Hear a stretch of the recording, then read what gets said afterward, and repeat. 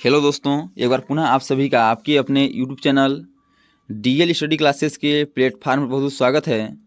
दोस्तों, आज हम हिंदी का प्रैक्टिस सेट 48 करेंगे और प्रैक्टिस सेट के इस वीडियो में उन्हीं क्वेश्चनों को सम्मिलित किया गया है जो कि एसएससी जीडी व यूपी पुलिस के एग्जाम में पूछे गए हैं। तो जाके आप लोग इन सभी प्रैक्टिस सेट को एक बार ज़रूर देखिए ताकि आपको एग्जाम में क्वेश्चन को हल करने में आसानी हो और पता चल सके कि किस प्रकार के क्वेश्चन हमारे एग्जाम में पूछे जाते हैं। तो चलिए बिना देरी किए हुए अपने क्वेश्चन की ओर आगे बढ़ते हैं, जिसमें पहला क्वेश्चन दिया गया है कि दिए गए शब्द का विलोम चुनें। बताना है कि सौम्य का विलोम क्या हो जाएगा। ऑप्शन दिया गया है स्तुत्य, उग्र, निंदय या सेवित। तो सौम्य का विलोम होता है आपका उग्र, जो कि आपका ऑप्शन नंबर बी पर दिया गया है। इसलिए इसका option number b correct answer हो जाएगा। अगला क्वेश्चन दिया गया है कि दिए गए वाक्यांश के लिए एक शब्द चुनिए। बताना है कि बिना पलक झपकाए इसको हम एक शब्द में क्या कहते हैं। ऑप्शन है मेष, निर्निमेष, पलक या निमेष। तो बिना पलक झपकाए इसको हम एक शब्द में निर्निमेष कहते हैं। इसलिए इसका option number b correct answer हो जाएगा, निर्निमेष।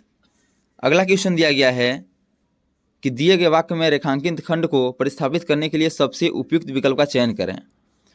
थोड़ी देर बाद वे वापस लौट आए। बताना है कि जो आपका रेखांकित किया गया है वे वापस लौट आए, इसके स्थान पे इन चार ऑप्शन में से कौन सा ऑप्शन करेक्ट हो जाएगा।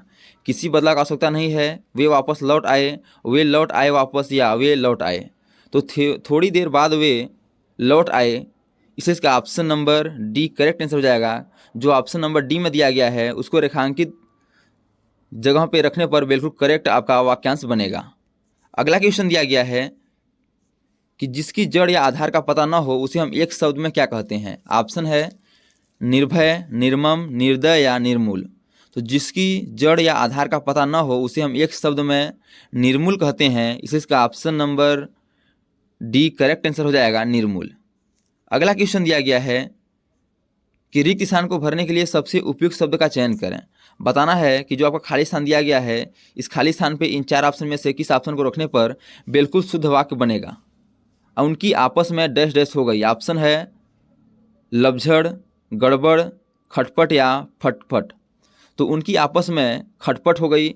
यहाँ हम इस रिक्त स्थान पे खटपट रखते हैं तो बिल्कुल करेक्ट वाक्य बनता है। इसलिए इसका option number c correct answer हो जाएगा, खटपट। अगला क्वेश्चन दिया गया है कि निम्नलिखित प्रश्न में दिए गए चार विकल्प में से उस विकल्प का चयन करें जो मुहावरे का अर्थ व्यक्त करता है। आपको मुहावरा दिया गया है भागीरथी प्रयत्न। बताना है इसका अर्थ क्या होता है। ऑप्शन है कम कोशिश करना, प्रयास न करना, थोड़ा प्रयास करना या भारी कोशिश करना। तो भागीरथी प्रयत्न इसका आपका अर्थ होता है कि भारी कोशिश करना, जो कि ऑप्शन नंबर डी पर दिया गया है। इसे इसका option number D correct answer हो जाएगा। अगला क्वेश्चन दिया गया है कि दिए गए शब्द के समानार्थी शब्द का चयन करें। बताना है कि सुधा का समानार्थी क्या हो जाएगा। समानार्थी का अर्थ होता है कि उसी के समान अर्थ रखने वाला शब्द, अर्थात पर्यायवाची शब्द। बताना है कि सुधा का समानार्थी शब्द क्या हो जाएगा। ऑप्शन है द्रव्य, पावन, वारी या पीयूष।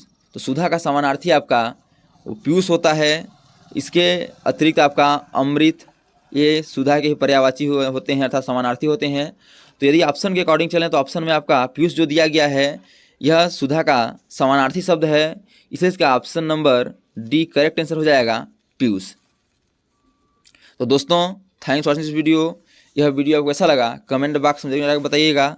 और इसी प्रकार के ऑल गवर्नमेंट एग्जाम में पूछे जाने वाले GK, GS, math, reasoning, Hindi, current affairs और लूसेंट से संबंधित क्वेश्चनों को पाने के लिए हमारे यूट्यूब चैनल को लाइक, शेयर, सब्सक्राइब कर बेल आइकन को प्रेस करना न भूलिएगा, ताकि जब भी न्यू वीडियो अपलोड हो सबसे पहले नोटिफिकेशन आप तक पहुँचे। तो आज तक के लिए इतना ही, मिलते हैं नेक्स्ट वीडियो में। तब तक के लिए जय हिंद, वंदे मातरम।